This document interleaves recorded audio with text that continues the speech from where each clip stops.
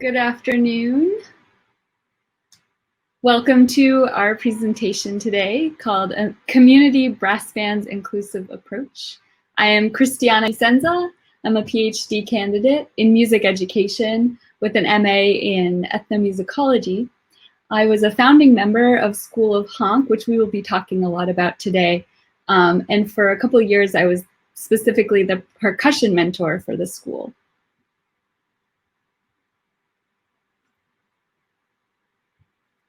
Kevin, put your microphone on, please. Thank you, Christiana. My name is Kevin Lepman. I'm a longtime educator, writer, community organizer, and musician. About 20 years ago, I was part of the revival of street band music that launched the Honk Festival. And then with friends like Christiana and other mentors, I founded the School of Honk about 5 years ago now. And typical to School of Honk, we really believe strongly in more show than tell. So we thought we'd begin with a very short film that'll give you a really quick introduction to what our school is all about. Christiana? There we go.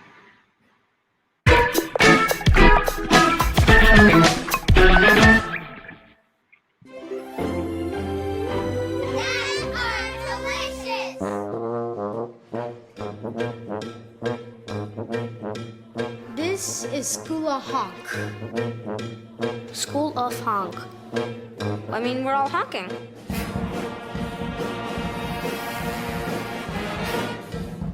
We're learning music. I guess you could say it's a school of honk. They're also dancers. It's for everybody? Any size, any age. There's a lot of people.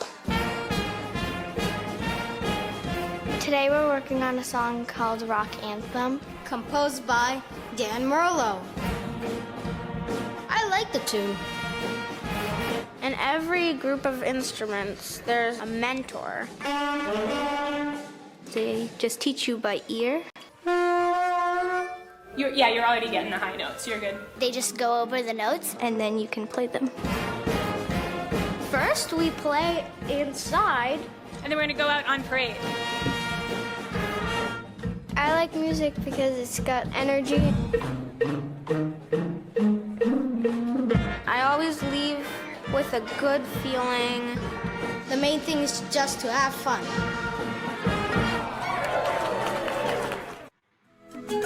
You can also watch full episodes.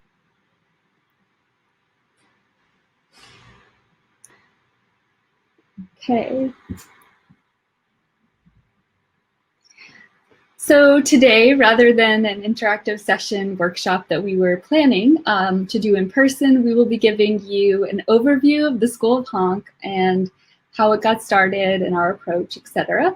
Hopefully to give some inspiration to community musicians and music teachers looking for alternative and specialized ensemble ideas. So School of Honk was inspired both by global activist street band culture and New Orleans second line music, as well as the Somerville and Cambridge, Massachusetts annual Honk Festival.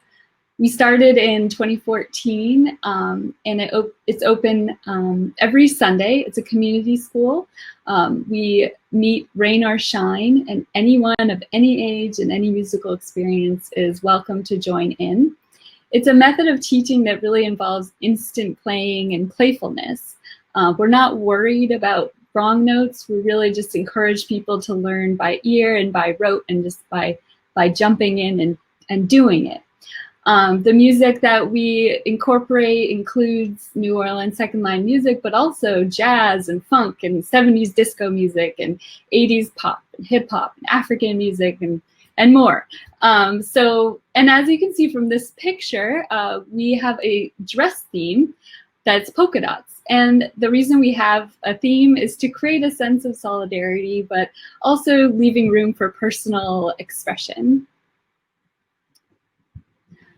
And we wanted to just give you a glimpse of what our practice looks like. It's about an hour of going over and learning some songs just through doing and hearing. Mentors will stand in the middle, demonstrate a song. The groups break out into sections, so the trombones will go together, and with a mentor, they'll learn all their parts, and then we come back together. We play it as a large group. We always go on parade every Sunday, rain or shine, and then we end up really building a lot of connections, and people have been coming every week religiously for the past 5 years.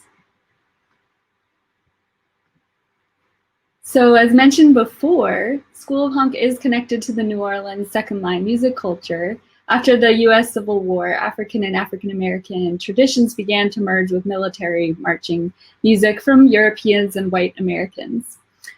These musical parades were often used for rituals, including weddings, and still are, for weddings and funerals. The term second line refers to the drummers behind the brass players who inspired people to dance in a second line following the parade.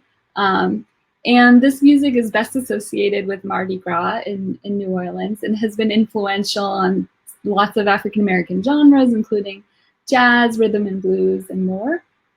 It's really a model both for a style of music, but also a style of teaching and learning. It is an oral tradition. It is taught by doing, jumping in, learning, following along, playing along. There's a lot of use of improvisation and polyrhythms, very easy songs with repetitive parts. They often begin with either some singing or a bass line, and then the drums kick in to build up the rhythmic feel before the horns bring in the melody. We're gonna demonstrate a simple song that is a perfect example of the kind of song we use in our sessions, and it's called Do What You Wanna by the Rebirth Brass Band. So before I play it, I just mention you'll hear well, actually, Kevin's going to lead you through what to listen for while it plays. Here you go.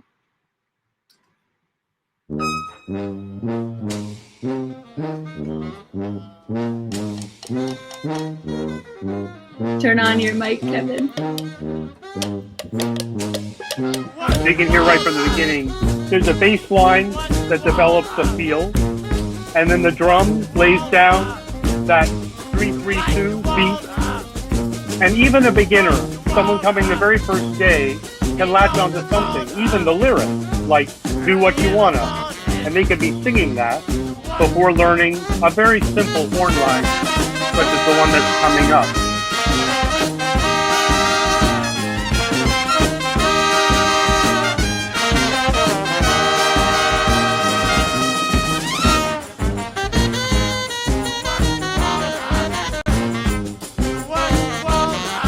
And so you can see the basic form of the song. Christiane, I don't know if we skipped a slide about the, I don't know if we were going to go next to that slide. Can we go there? Yes? So Yes.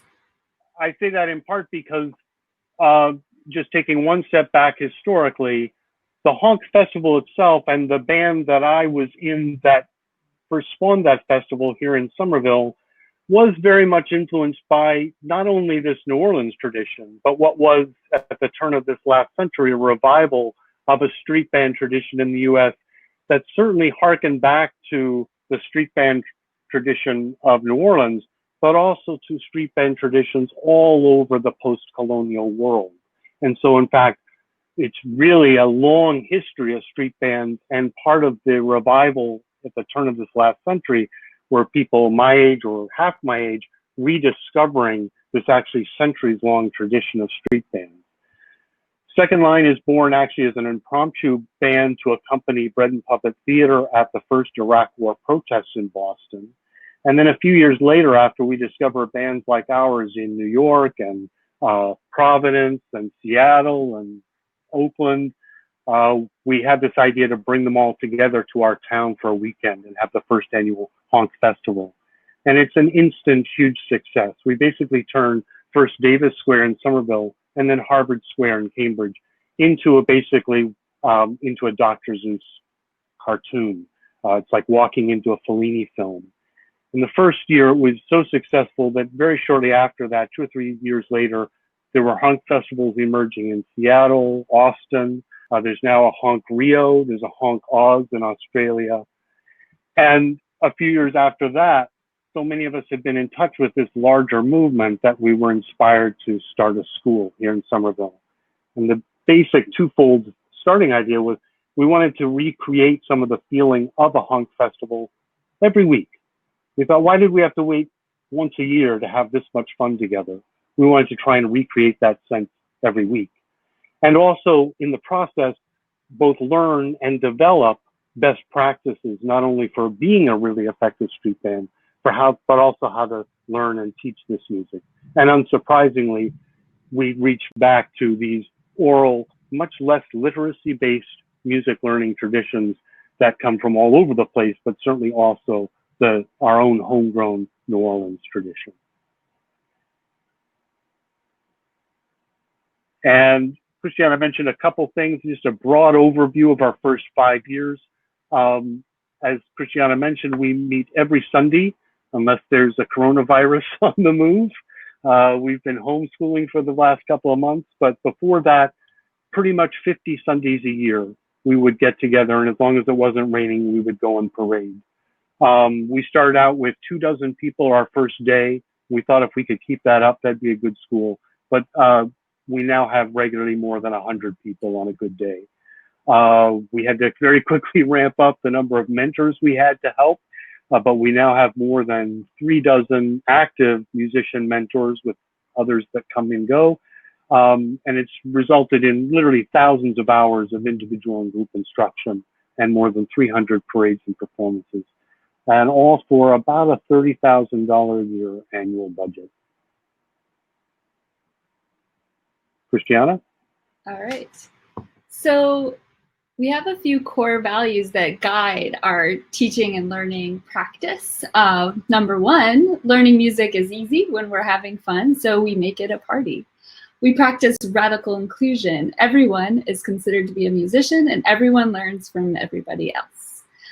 We are not worried about wrong notes. We aim to meet all of our players where they are and to find that sweet spot between ritual and pandemonium. So there's a fine balance there, and it's important to have a plan for the day, but equally important to leave room for creativity, improvisation, and spontaneity. And finally, connection. Success really means overcoming that boundary between performers and audience, which is what second line music really is all about. And when everyone is present and moved, to dance, to smile, to feel a connection to each other and to trust in one another, that's when we know we're all in it. And it's really about the experience. People have been coming, like I said, religiously for years, even on holidays, and it's really become this steadfast, unconditional family. There are several characteristics of School of Honk that distinguish it. Its framework. It uses the marching band form, as we mentioned, with brass, reeds, and percussion. The weekly parade might be the most unique attribute. There's no time like the present really to put what we've learned into practice and share it with others, and to reclaim the streets as a place for joyful spectacle. And we really do value both the process and the product, you could say, or the people and human connection versus, and also a high quality music performance, full of energy and musical synchronicity. Another important aspect I'll highlight is our shared leadership. We've mentioned the mentors a few times. They're strong players who are comfortable with at least the basic parts, who can help incoming newcomers to our group, and they rotate roles. So some days they might be leading the whole group in a new song, or they might be just focusing on one section, like I was the percussion mentor, or they might be leading the parade. And the mentors model both musical technique and fluency, but also our social values as well. So when we're choosing a song, we use a wide range of genres, but we always look for a signature bass line, a danceable rhythm, a catchy melody and chorus, and usually a backing horn line with simple parts that are repetitive and have a part for anyone to catch on to, whether they're a beginner or an advanced player. And our repertoire generally just is, we make sure it encourages participation at all levels. As I mentioned, the tiered levels, simple parts for beginners and more challenging parts for advanced players. They come from popular music genres that are widely familiar and intuitive to people. They're riff and groove based. There's lots of flexibility in the song form. We can alternate when the verse or chorus comes. We use hand signals, so one might be verse, two might be pre-chorus. And when we put up a 3, that's, we're going into the chorus, and people have it memorized and they just follow the leader. And there's lots of room for improvisation and soloing should people feel compelled. And we have a theme. We look for themes in the lyrics that are positive, family-friendly, such as mutual love or social empowerment or the will to party. Here are a few of our songs that we use. Kevin, do you want to say anything about this? Only that our book is about twice that size. We now have about 20 songs in our book. And I will also, just to clarify, we make all of our arrangements of the sheet music is available online for people to use at home, to study at home. But just to be clear, even though we have that as a reference also for mentors, there's never any sheet music or any music reading on a Sunday afternoon. We believe very strongly that you can't get into this music and read at the same time, in the same way you wouldn't expect someone who's going out on the field to kick a ball to be reading a piece of paper. So it's there as a reference or for kind of individual study, but this is absolutely not literacy based, and we make it clear no one has to be able to read music to play any of these songs.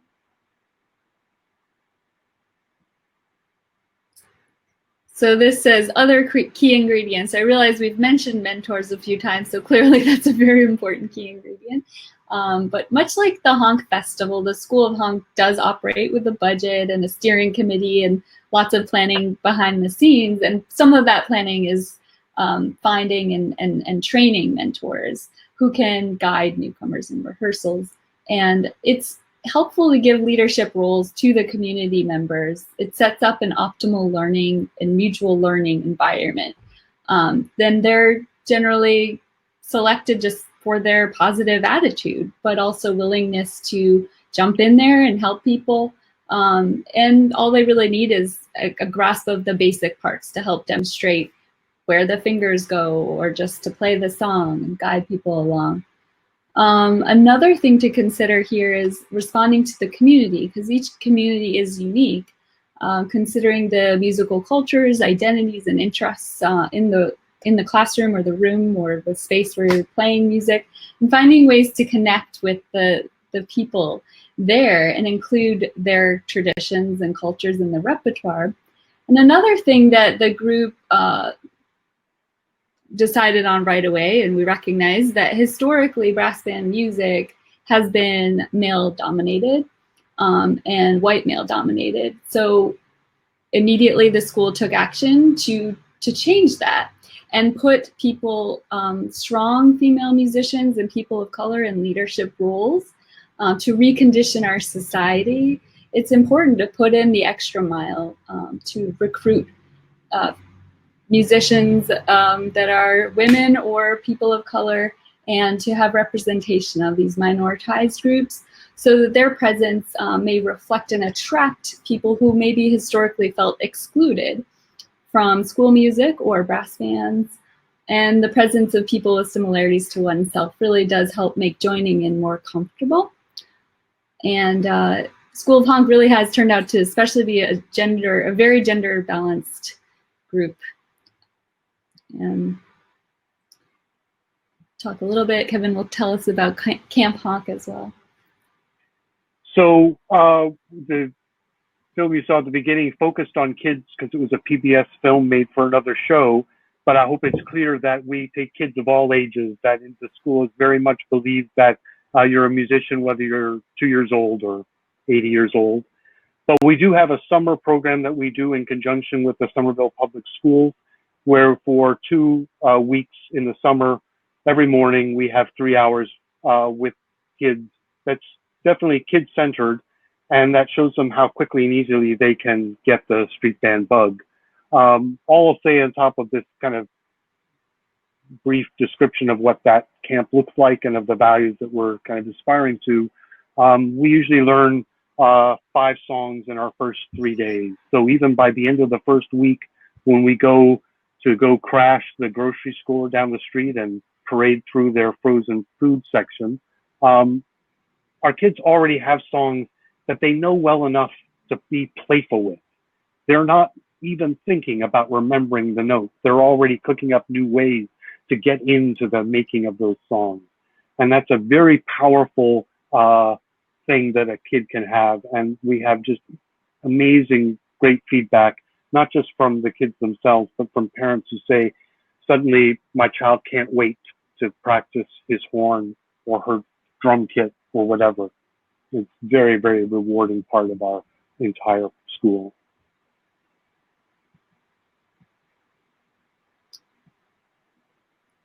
So as we wrap up, I just want to say this is a method we offer to you just as a description of what we're doing in case maybe it can inspire community musicians or practicing music teachers to increase inclusion and equity in your programs or community through music ensembles.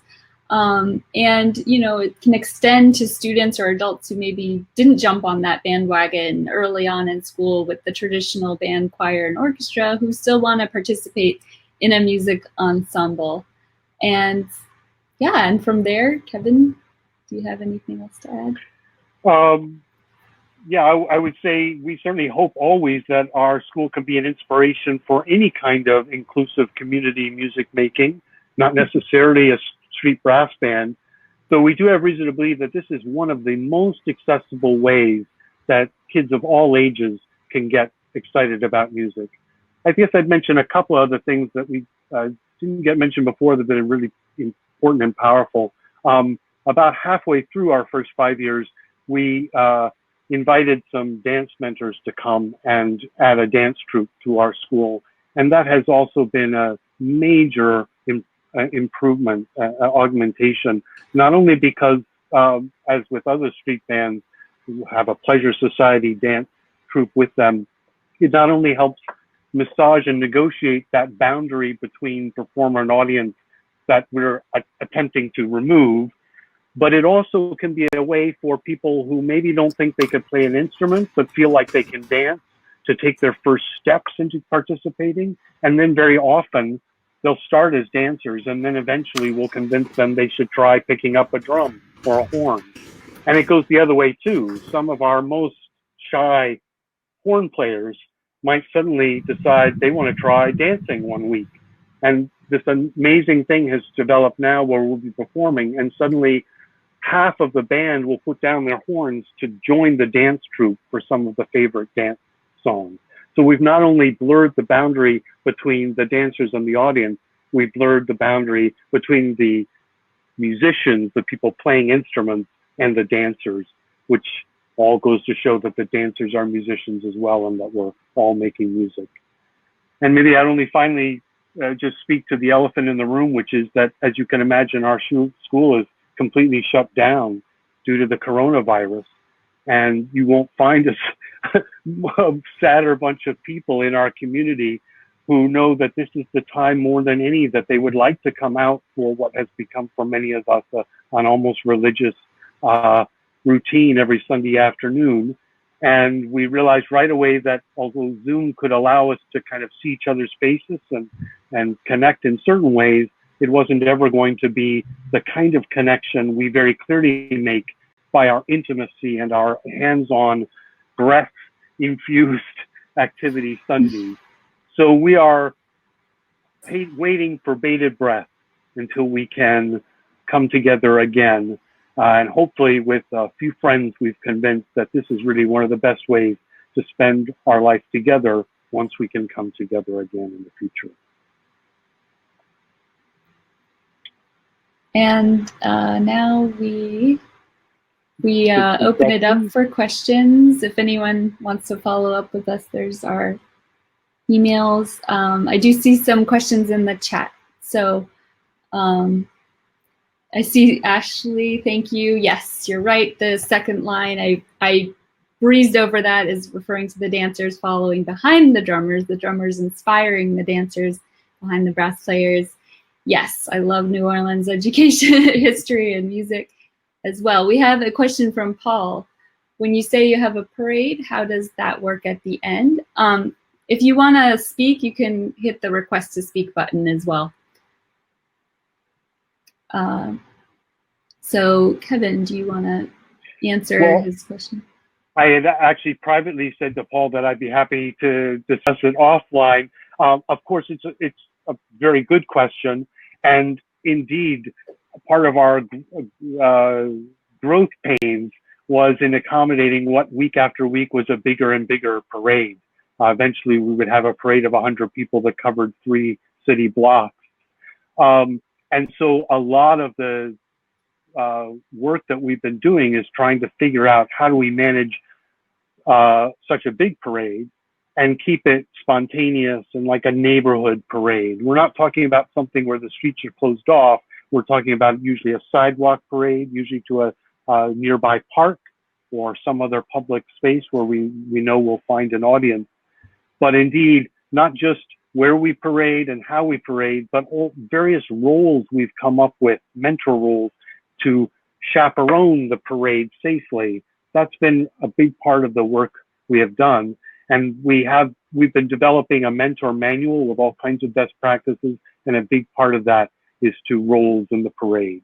We have a music leader, a parade leader, and we organize the parade in a certain way.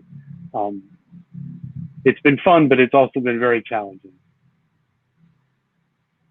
And there's a question from Dan. Do you have vamps for soloists? And if so, how are new sections of the form dictated, i.e. whistle, drum fill, etc.?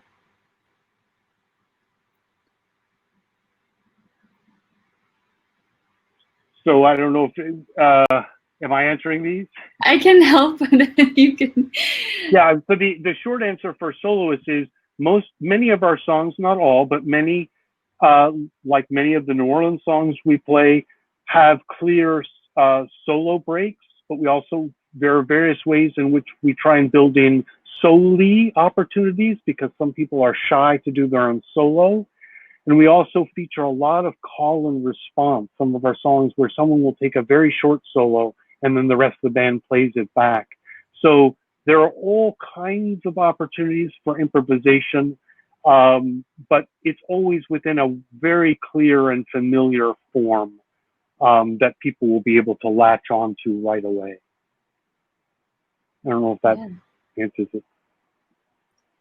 Looks like our session has just like 10 more seconds. So I just want to say thank you to everybody who participated with us and allowed us to share this thing we love very much with you.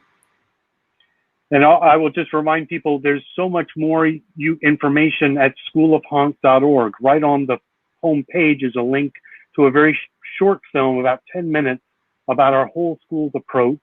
But also you can check out our music, you can check out the sources that we've used, and even find out about other bands, all from going to schoolofhonk.org. Thank you all. Thank you. Bye.